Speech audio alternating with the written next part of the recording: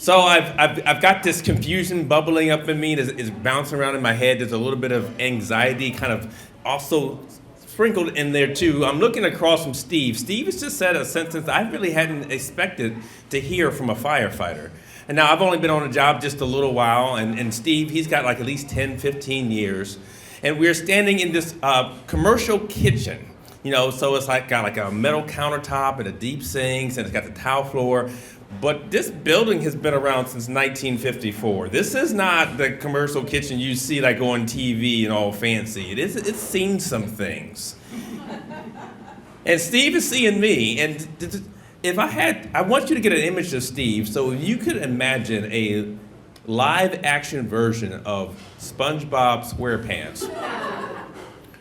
I mean, he wasn't square necessarily, but he has that energy of like excitement and can do and like, we can do it. And so that's what he led with. And that's when he said, we're going to make grandma's apple pie. I'm sorry, say what? Look, I've done a lot of things getting ready to be a firefighter, okay? Because, I was in the military before this, so I was used to this like family connection and how it was all together. And now I'm into the fire department for the same reason. I know there's this family bonding and connection, and I'm looking forward to that. So I've done a lot of prepping, right? I've done all my working out. I've eaten my spinach, and I've drank my milk, and I've had my Flintstone vitamins. I've been reading books. Matter of fact, I watched a whole lot of skills training for the fire department, right? It was, I watched Backdraft, the movie, like a few times, studied emergency over and over again. I felt like I was ready for this calling, but nowhere in there did it say anything about making apple pie, which is just weird to me. And can I also say the intimidation I have that he said grandma's apple pie? All right, like we just heard a story already about like how good grandmama's cooking is, right? And I can't vouch for your grandmama, but my grandmama is the type that would open up a cupboard. There'd be 5 different things, the random things, and then there's a 7-course meal that would fill your belly and then have leftovers. I'm not that type of person. I'm not the type of person who needs direction. I'm the type of person that one time that I helped out with dinner at the firehouse, I made the rice. It was crunchy. One of the guys tried to be nice and said it had flavor and texture, which is what he had not ever expected into there. And he was just really, really being nice. So now I'm really concerned because if we're making grandma's apple pie, like I don't know what grandmoms put in their pie, but I know it's something special. It's something only that they have, and it tastes awesome no matter what they do or how they do it. And I gotta live up to that? And then we're cooking for firefighters. So here's the thing they don't tell you before, but you learn really quickly afterwards. Food is huge in the fire service. Right now, across America, in every firehouse just about, they're making dinner, and it's got to be 3 things. There's 3 things that has to be. It has to be a whole lot of it, whatever it is.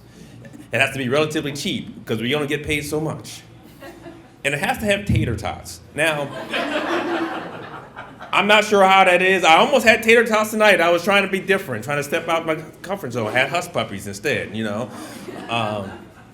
But there's this taste good sort of thing. And Steve has sensed that I am like, what are we doing? And he's like, look, it's no big deal. Matter of fact, I have the recipe. He has the recipe, and I'm looking at it. We're making apple pie from scratch, right? We're not picking up a frozen pie from somewhere and tossing it in the oven. Like, the crust was already done, but like we're actually buying the Granny Smith apples, and we're getting the sugar and the flour and the cornstarch and raisins. I didn't even know raisins came with that, but if this is grandma's apple pie, then clearly raisins need to be into this too. Who knew? And I am concerned for a lot of different reasons. So one of the things you learn really quickly in the fire service is that cooking can be difficult depending on your call volume for that day, right? Now, we have been lucky enough to where while we've been cooking, we've never left anything to get burnt. But we have had many meals that were lukewarm. So there's even a question of, can we get there to be able to get the stuff and come back? But that's what we do. We get on the fire engine, like there's another 1 or 2 guys with us. We go to the grocery store, just right down the street. We come back with all of the stuff. We got the apples and all these things. And now we all start doing a part. I decided to cut the apples because there's no cooking and cutting the apples, so not worried if I'm going to mess that part up. And while we're doing all this, Steve is telling me about all of these stories of his grandmama's cooking, right? She's Hungarian, and she would have all these dishes and these things that they would talk about, these pierogies he would talk about, and different dumplings. And my God, and he would come and he would make it, or he would have us make it, so we'd all have a different part. So I'm doing a part, he's doing a part, and he's talking about these stories about his grandma, which reminded me of stories of my grandma. And man, my grandma was the bestest in the whole wide world. Like, she was this woman, she was a little taller than I am right now. She had her fancy hair on, her wigs, as she would call it. She had this smile and this hug that when she hugged you, it just filled you with love. So I'm listening to Steve talk about his grandma, and I'm talking about mine. And so is the other guy as we're putting all this stuff together. And finally, we got it all together. We've got it all into the pie. There's a little trick that Steve shows me, right? So like you get the pie crust out there and you get it all mashed down around and you do the splits, but you have a little bit extra dough. And so he takes it and he makes the letter C. So in the fire service, in my department anyway, we have 3 shifts, A, B, and C. So we have our very own C shift apple pie. So he puts it in there, we bakes, and luckily we get not a call, not anything. It comes out, and we cut into it.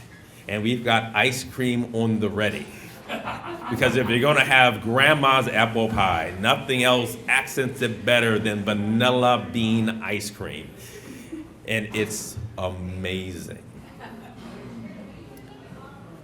So my oldest daughter is 30 now. My youngest is 14, because that's how you keep your tax credit for one child going for like a long time. You space that out.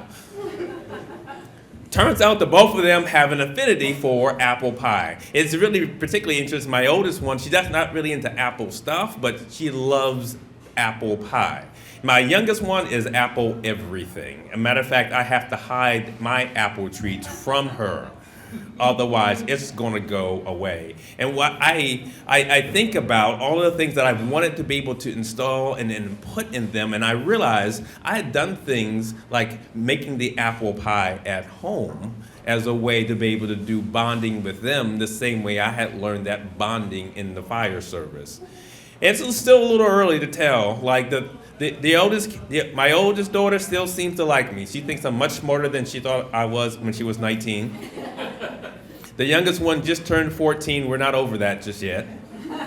But so far, it turns out there's a possibility, there's a chance that if you really want to create some strong bonds with the people in your life, it could be as easy as apple pie. Thank you.